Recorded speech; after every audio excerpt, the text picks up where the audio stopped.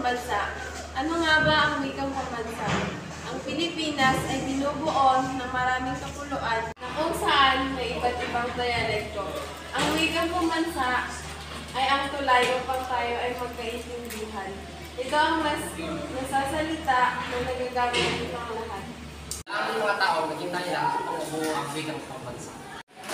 Hindi naging madali ang pagbubuo ng wikang pambansa. Simulan natin sa 1934.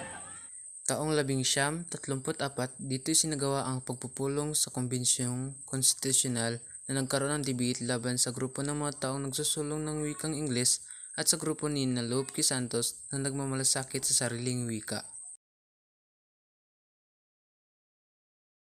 At sa taong ding 1934, ito ay sinang-ayonan ni dating Pangulong Manuel L. Quezon.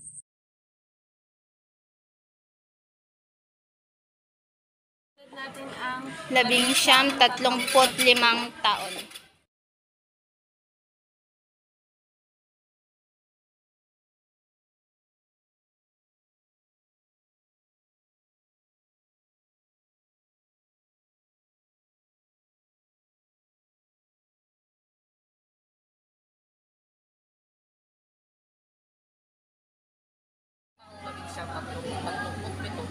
Ipinoklaman ni Manuel E. Quezon ang wikang Tagalog.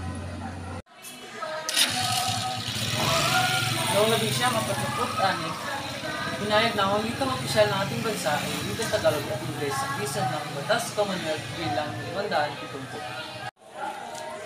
1954 na taon. Sa pamamahala ni Ramon Magsaysay, nagsimula ang taunang pagdiriwang ng Linggo ng Wikang Pambansa.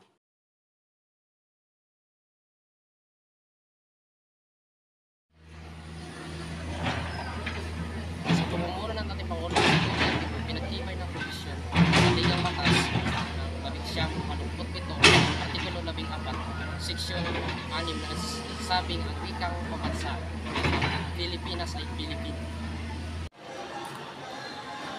Noong 1977, tinatag naman ni Pudin Ramos ang pagdiriwang ng buwan ng wikang pambansa.